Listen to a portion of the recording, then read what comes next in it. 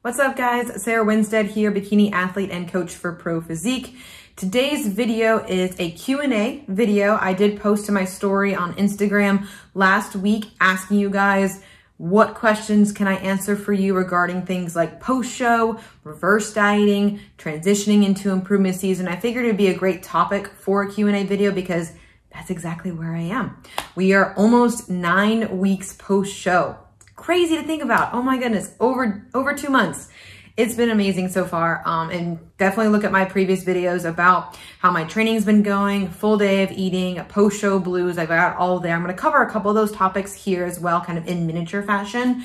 But if you want even more videos about that kind of stuff, I'm definitely got you there. So the first 5 or 6 of these is definitely going to be about post-show improvement season and things like that. Then I did get some good, fitness and life questions as well. So I'll save those towards the end if anyone wants to stick around and watch those too. But kind of getting the elephant in the room out of the room. One of the first questions that I got, and I got a lot of these kinds of questions, is when are you going to compete again? When's your next show? Next season, next year, all those things. For me, we're looking at summer 2025. So that is going to give me a 1.5 years of improvement season. And, right now we are 9 weeks post-show basically, and I'm still not fully reversed. We haven't reached my maintenance calorie range yet that we want to see, that I am going to be performing optimally in. I'm still, in the process of gaining weight post-show, and I'll go over that as well. But, we're not fully reversed yet. And also, truth be told, honesty, I don't have my cycle back yet. And the third prong of that, I'm not mentally ready to start prep again anytime soon. That's probably the biggest piece that most people don't even realize. It's not always about just calories and, body and muscle mass and things like that. It's mental. As you guys have probably watched in my various videos on my channel, a lot of prep is mental. And it is a mental struggle. And so I'm just not in a place where I want to put myself through that again yet. So we're going to see. And, we'll evaluate late 2024 and see kind of where I'm at physically, mentally, emotionally, all the things. And that's one of the questions as well that I got that I'll go over here in a second. But a lot of those things go into planning whether or not you're ready to compete. And so, I want to live the life of a bodybuilder. I want to be a damn athlete in the gym again for a long time. I want to embrace the journey that I'm on. And next time I step on stage, I want there to be a significant improvement to my physique. What does that entail? Time. I don't want to get up there and compete just to compete. A lot of people out there, that's great. That's your goal. You want to compete year after year and bring similar packaging and things like that as well and just compete because of the love of the sport and the love of the stage. Great. Wonderful. For me, it's more about, bringing significant improvements to my physique. Glute density was my feedback. My glutes grow the slowest. I've got to get them up to the point where I know without a doubt when I step on that stage, they're going to look at me and be like, that's a pro, or she's in the mix again, and make these minor adjustments and minor tweaks to get to that next level, to get to that next goal. Because for me, that's the realistic next step. I've been 1 spot away. I've been a couple of spots away from my pro card, a couple of times. So it's the logical next step for me as an athlete. My why goes way beyond that. But for me, I want to bring a significantly improved package, and that means not competing next year. Next question, post-show. How long does it take to feel human again?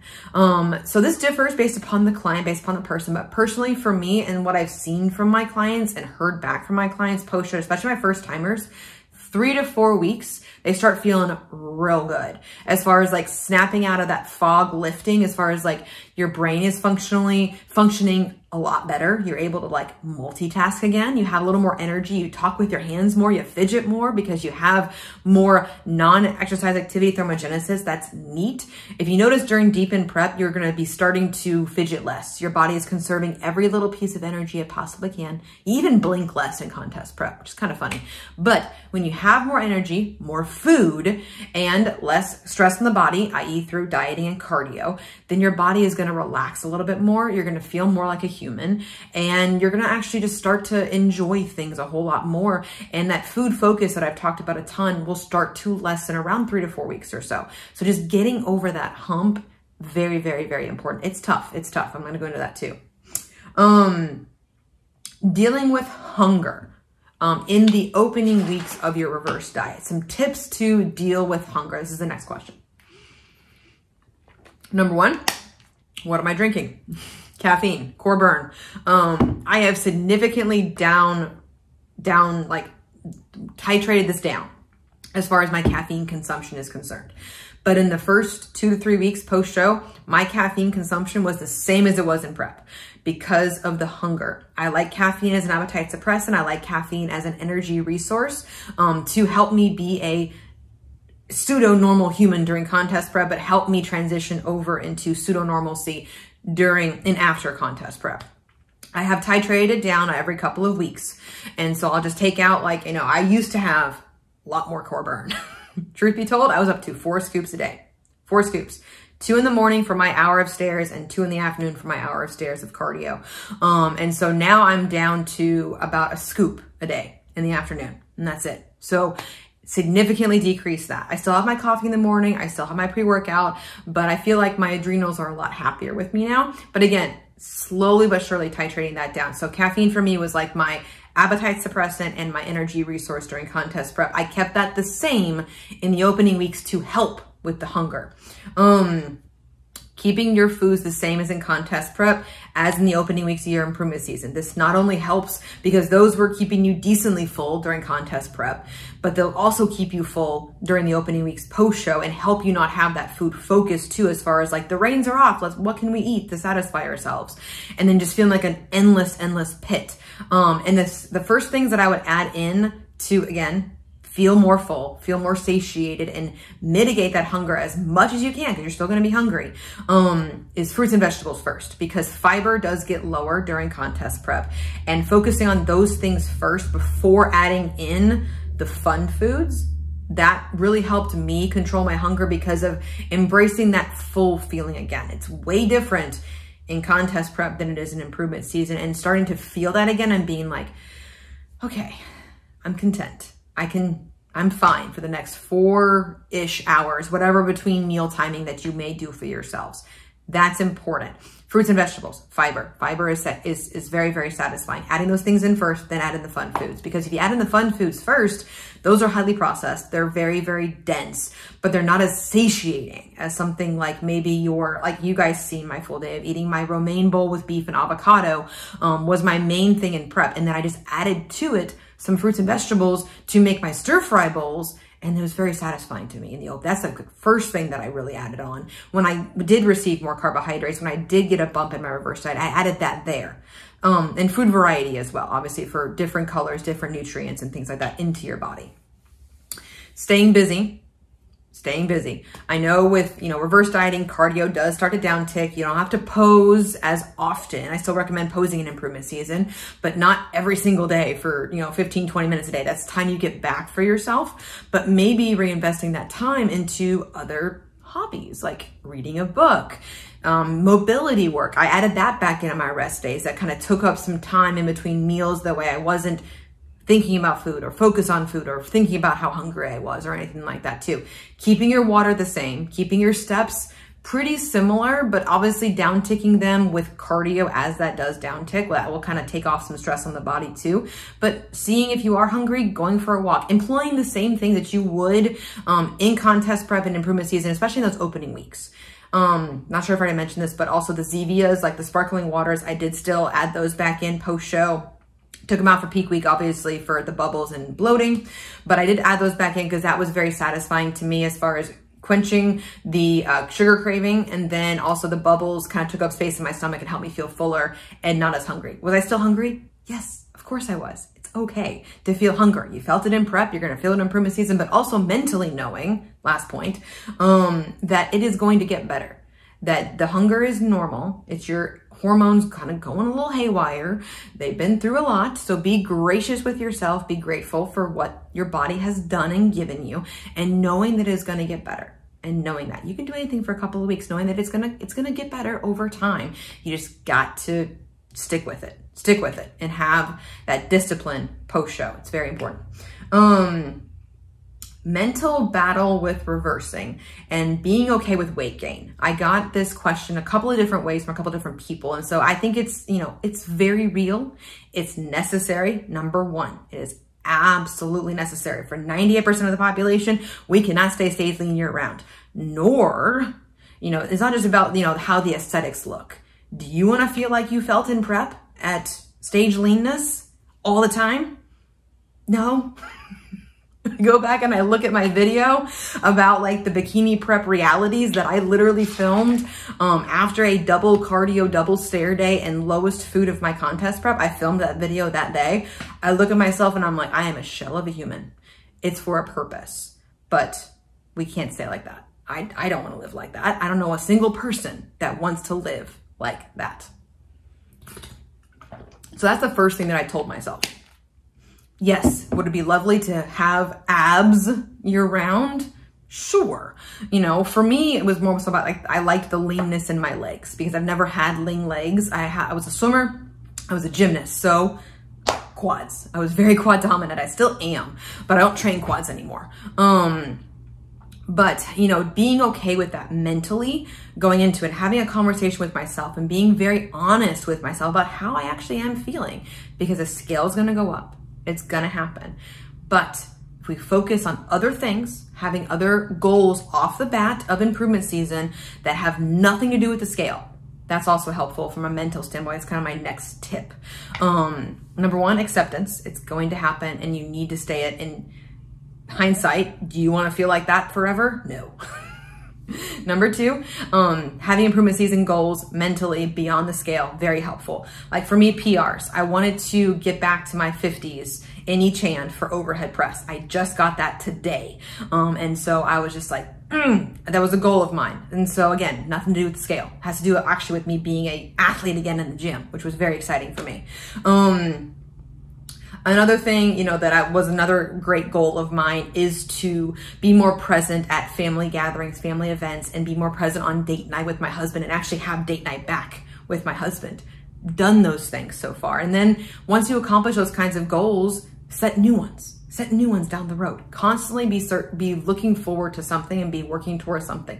That helps when the scale is going in a direction that we know it needs to go, but it is still difficult to step on it sometimes and see, ooh, okay. But also knowing that body fat and muscle mass weigh the exact same.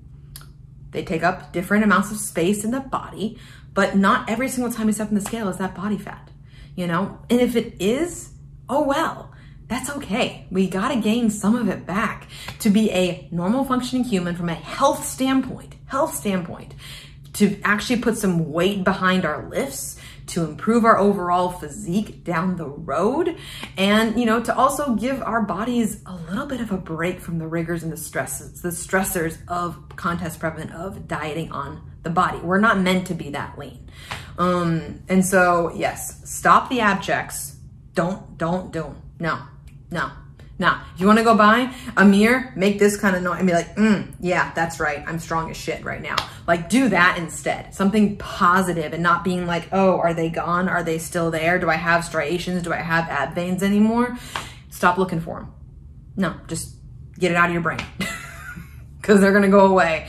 And the lines you see are going to go away. They're going to get a little bit softer, but focusing on you, your strength, what you want to improve upon, because you can ask yourself this question. And I ask a lot of my first time competitors this question. Do you want to stay the same or do you want to improve? Improvement comes with the scale going up, with putting on some muscle mass and some body fat. But you want to stay the same? We can gain a little bit of weight and then go right back into contest prep and not spend any time working on ourselves. Do you want to be different? Do you want to improve? Ask yourself that question. All right, it's kind of my soapbox about that because I'm still struggling with it some days. Like I hit a new high weigh-in this morning, 108.6. Paul called me, you're huge, dude. And I'm just like, not what I wanted to hear. Huge, but then I reframed that and being like, I hit 50s today for overhead press. And I'm like, I'm strong as shit. So turning those kinds of things when they creep into your brain, as far as just like, I feel fluffy or I feel soft or I feel whatever, negative adjective you want to put in there, turn it on its head, reframe it. I'm strong as shit. I want to improve. If I'm gonna be, going through this process, I'm gonna give every single ounce that I've got into my training, into my life, into my hobbies, into my family, into being present for them. And then sometimes you just gotta say, fuck the scale. Like, it's a data point. How you feel, feeling human, it's a wonderful feeling. It's better than any fucking scale weight, in my opinion, at least. Took me a while to get there, but we got there, guys. We got there. Hope that helps with the mental battle. So, reversing techniques. So this differs from client to client. This is why we have multiple conversations before the show, during peak week, after the show, and into improvement season. I just had a conversation, honestly, with my client Brianna last week, who just competed and just ended her season. She's a first-time competitor, did her second show. And she was, I'm not gonna lie, she was a little bit anxious because she's got a lot of social occasions coming up. But she wants to be present for, because her husband has a shift working job and is taking some time off, so I want to take advantage of that. She's also a mom. Number one, any moms out there to do contest prep, more power to you. I freaking salute you. It's amazing. But she was like, I'm very anxious because I want to nail my reverse, but I also don't want to be bringing Tupperware anymore to my events when I want to go take my kids to Sesame Street World. And I want to be able to be present with them if they hand me something. And I don't want them looking at me weird anymore or anything like that as well. I'm done with that. Mentally, she was just done. And sometimes we get to that place, and that's okay. So what do we do? What do we do with that? Well, let's stay on our plan and stay on our reverse and nail the days we know that we can nail. And then when you want to be social, when you want to go out with your family, with your kids, with your significant other, with your spouse, I don't care who it is, just be mindful. That's all I ask, is just be mindful about how you feel, about how you want to feel, and then just be like, hey, get some protein in, get something colorful in. And then whatever else your plate is, and enjoy it. Just, get right back on it. Get right back on track the next day or the next meal. And for me, for her specifically, that's nailing her reverse. Other people, they want the macros, they want to be on them no matter what, and they just want to be, as consistent in contest prep as they were, then, and they want to do that now.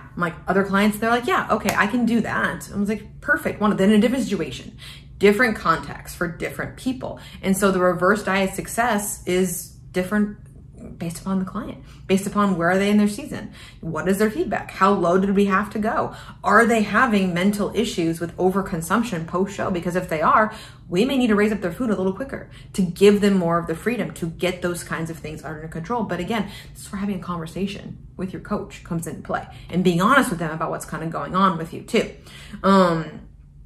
And so, we always adapt to the needs of the client. For me, I was, able to stay extremely consistent, barring a couple of social occasions, but I did loosely track, but then I got right back on track, and that's a win for me. That's nailing my reverse. Some people need more flexibility than that. Some people need less flexibility than that. But my job as a coach is to help you transition back into humanity and of whatever that situation looks like for you. But I do also try to get my clients away from the rigidity once we're in a good spot to have those untracked meals, to have those social occasions with friends and family. I'm starting to actually call them now more like mindful meals, which is actually really cool, because what are we doing in those meals? Being mindful. We're just not putting it in MyFitnessPal or whatever tracker that you may be using. And that's a skill that I want my clients to develop, especially when we get calories, especially when we get beyond 4 or 6 weeks or so. When they start feeling better, they're like, oh wow, I want to have a date night. Wonderful. Great. Do you feel good about that? How do you feel mentally? Do you feel good that you can, at least go into that without anxiety around food? Wonderful. Great. Go test it out. And if we swing and we miss, then we get right back on it, and we get right back on the train, and we get more reps in later on down the road. So, last question regarding kind of post-show improvement season reverse dieting came from somebody that asked me about what do you mean when you say bikini is won from the back? And I think this relates because I got beat from the back. And so I thought that was very important to address this. Glute density was my feedback, as I just mentioned a little while ago. And so you can have the best front pose in the world. You can have an amazing and insane look from the front, which I feel like I did and I accomplished that. But then when you turn to the back, if you don't have what they're looking for in that back pose, which is a lot of different things, density, balance, shape, fullness, and the conditioning from the back. Now, I've looked at, the competitor that beat me, more power to her. She's a really, really great girl and she won. Like, I completely agree with the judges, but I was learning about why, they may have picked her over me and things like that as well. She had the density that I didn't. She had more roundness and fullness to her glutes that I did not have. Now, we were both about the same level of leanness. I think I had her on the front pose itself. But again, when you turn to the back, they're looking for a lot of different things back there. They are looking for that X frame, as far as like drawing an X from the top part of your shoulder down to that glute, and then opposite side as well, kind of crossing over that smaller waistline. And that looks different competitor to competitor and show to show and person to person. But that's what they're looking for. And that's when I say bikini is one from the back. Usually they mean conditioning, as far as like that glute ham tie-in. And they don't want it like striated or anything like that, but they want to see it. They want to see that again, because that also relates back to the shape and the density and the fullness of the glutes that really comes through when you are conditioned enough to see that kind of shape in that tie-in area. So, all right, moving on to some miscellaneous kind of questions here. Prep brain stories. So, any fun prep brain stories? So I do have a couple actually. So number one, there were a handful, probably 2 hands full of times where I would walk upstairs or walk into a room and immediately forget why I walked in. I'd be like, what did I need? What did I come in here for? It would just be out of my brain. Like I would think about it and then walk and then it was gone. It's like, yeah, prep brain.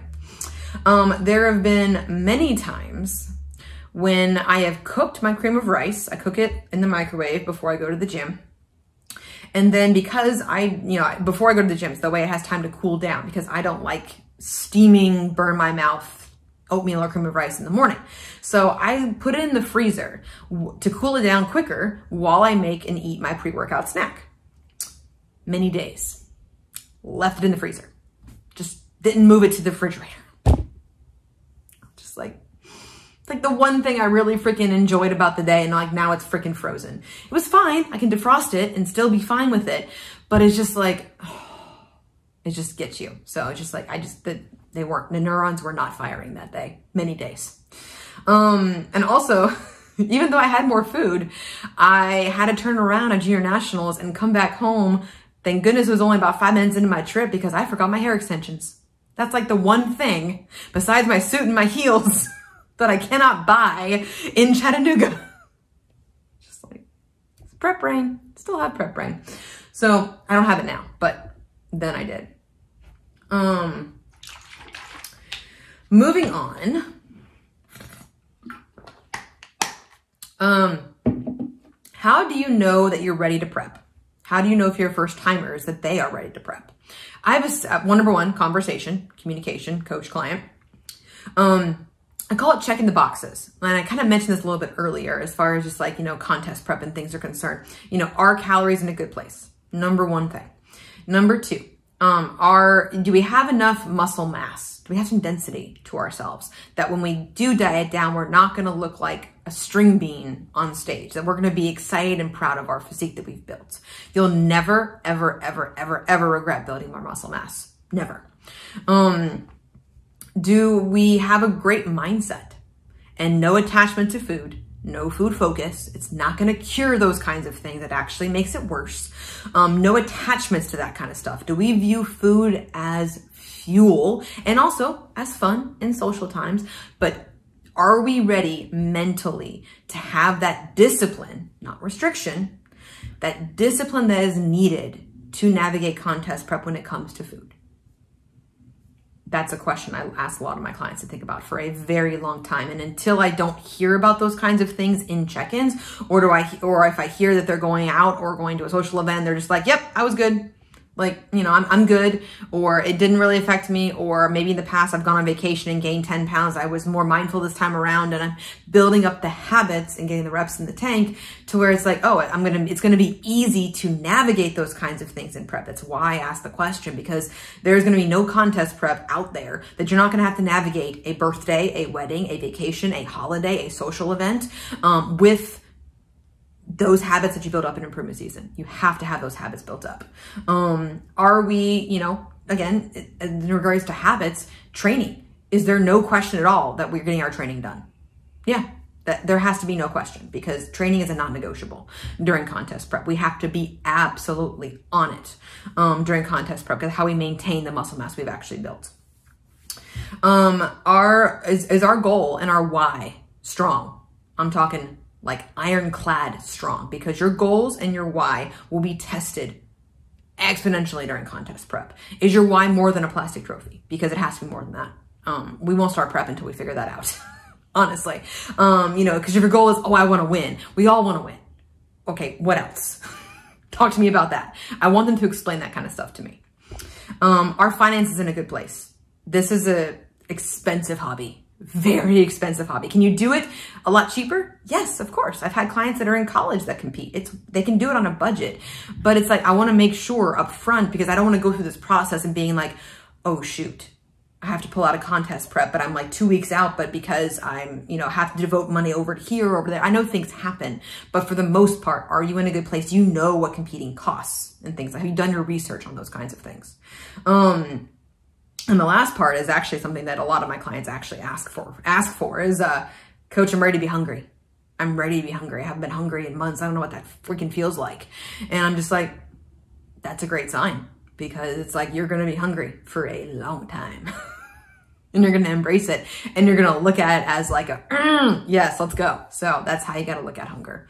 Pros that I look up to: Dayraja Hill, Maria Nemeth. Congratulations on your pro card, Maria. She's another coach of Pro Physique. Dayraja is my posing coach.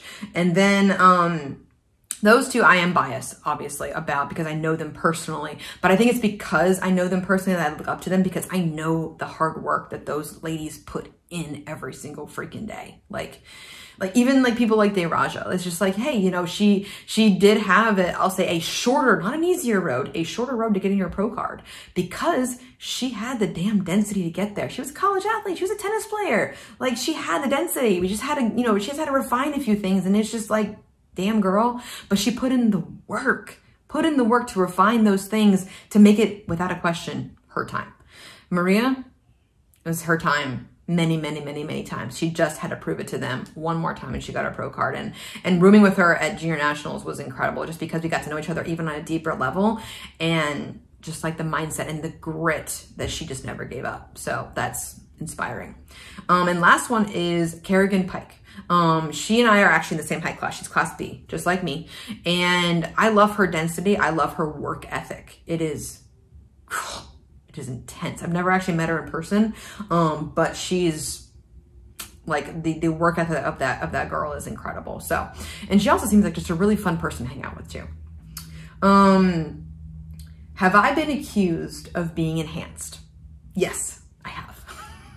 And why do I say it like that? Because I consider it a compliment. I am not enhanced. I am 115,000% natural. I will be for the entirety of my career, because that's just a personal preference for me. It's a personal preference for me. You know, it's just not something that I think that I need at this point. I'm so close to where I need to be. I want to do it without drugs. I'm just like, that's just my own personal philosophy. And if you want to use them, great, wonderful, have fun. I have no qualms at all, and I respect people that do it and think, just please do it safely. You know, those kind of things. No issues at all with those kind of things. But I love that I've been accused of it, because it's like, that means that what I'm doing is freaking working. And they're actually astonished when I tell them, no. Like, well, how do you do that? I'm just like, okay, here we go. Time, food, training, patience, challenging yourself, all the things that I talk about. So yes, I've been accused of it. It's kind of funny, actually. Favorite workout brands. So I love TLF I love the Booty Scrunch leggings are like so good. So good. Use Diraj's code if you shop at TLF.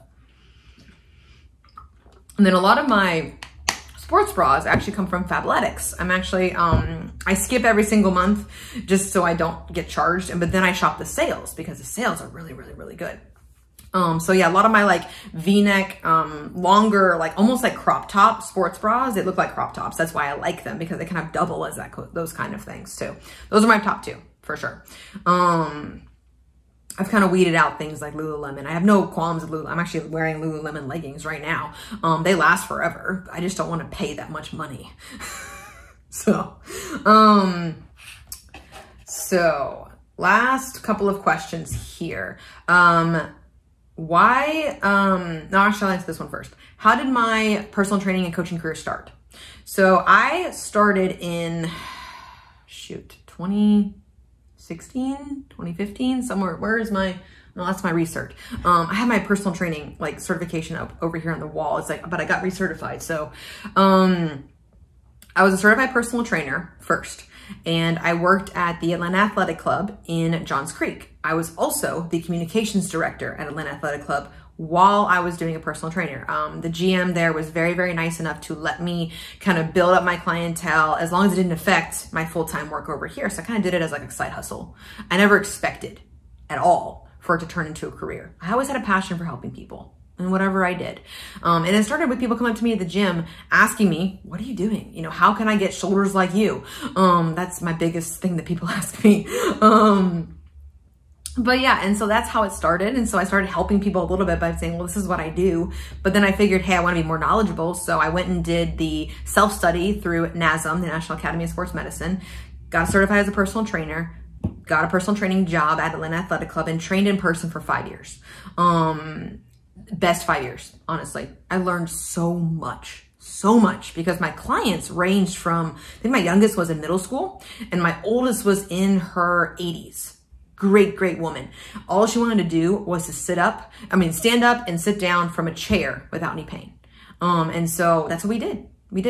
We just sat down in a box and stood up, worked on some quads, worked on some mobility and some flexibility work, worked on some core strength, and she's able to do it. So, honestly, you learn a ton about how the body moves in space from being like an in-person trainer. And then during COVID, like a lot of people, I went online and I got my nutrition coaching certifications, tier 1s and tier 2.